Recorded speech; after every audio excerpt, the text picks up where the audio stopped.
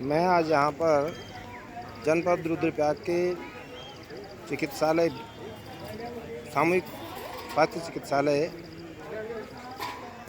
के सामने वाले टावर पर चढ़ गया हूँ। इतना विवश मुझे किया गया है कि जिस काम की जिम्मेदारी दी गई थी वो काम हमने बखूबी निभाया। उसकी जिम्मेदारी को निभाने का हमको ये प्रतिफल मिला कि आज आत्महत्या के लिए टावर पर चढ़ना पड़ रहा है। सवाल इस बात का नहीं है कि कोई मरना क्यों चाह रहा है, सवाल इस बात का है कि किसी को मरने के लिए मजबूर किया ही क्यों जा रहा है। तो मैं ये कहना चाहता हूँ कि क्या शासन प्रशासन सरकार इस बिंदु को जो विवाद ग्रसित बनाना चाहते हैं, क्या उसके पीछे कोई मानवीय हित निहित हैं कि नहीं है, उस विषय पर क्यों गौर नहीं किया गया। और सरकार के जो नुमाइंदे जिलाधिकारी के रूप में या मुख्य विकास अधिकारी के रूप में या विकास अधिकारी के रूप में जिले में जो प्रतिनिधित्व सरकार का करते हैं, शासन का करते हैं, उन लोगों के सामने जब हमने अपनी बात को रखा और उन्होंने सिरे से नकारा तो हमें लगा कि अब हमारे जीने का हक हम खो चुके हैं। तो इसलिए मैं आज विवश होकर के अपने प्राण हत्या के लिए यहाँ पर चढ़ा हूँ और शासन प्रशासन को ये कहना चाहता हूँ कि ऐसा एक आम नागरिक के साथ नहीं किया जाना चाहिए।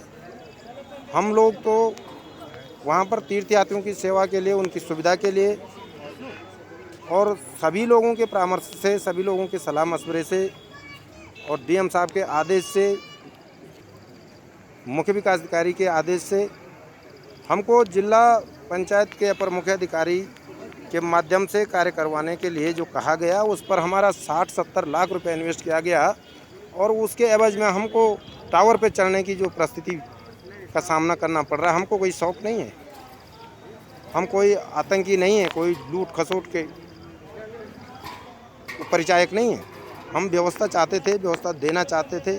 वहाँ पर हमारा 20-25 वर्षों का अनुभव है, तो हमको लगा था कि तीर्थयात्री को सुविधा देने के लिए एक मानवीय सेवा के रूप में ये कार्य किया जाए और इससे एक जो है इकोनॉमी भी हमारे जनपद की सृजित हो, हम लोगों को रोज़गार भी मिल रहा था और उस व्यवस्था से तीर्थयात्री भी खुश थे, घोड़े खच्चर वालों को भी कोई आपत्ति नहीं थी।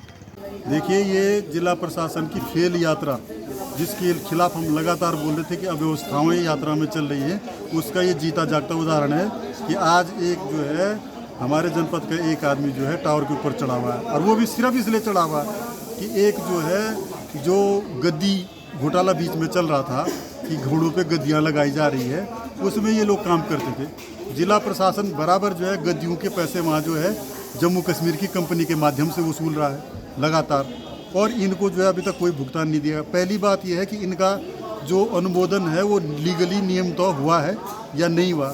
इसमें यात्रा नोडल सीडीओ है, जिला अधिकारी ने इनको जो है परमिशन दी है और वही जिलाधिकारी ने रोल बैक करके रोक लगाई है। तो इस बात का उत्तर डीएम ही देंगे कि क्यों आपने परमिशन दी थी और क्यों आपने रोक लगाई इस पर।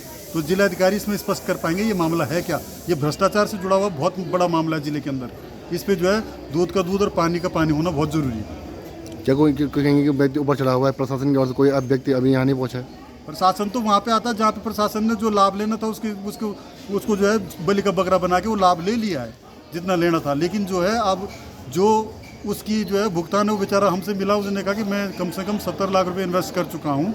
लेकिन मैं पूछना चाहता हूँ यहाँ के जिलाधिकारी से कि आपको जब आपने जो है इस प्रकार के निर्णय लिए तो आपने क्यों इसमें पारदर्शिता नहीं अपनाई। पारदर्शिता इनमें बहुत ज़रूरी है। अगर पारदर्शिता अपनाई गई होती तो वो व्यक्ति आज टावर पर नहीं जाता, क्योंकि बैकडोर से जो है एंट्री दी गई है।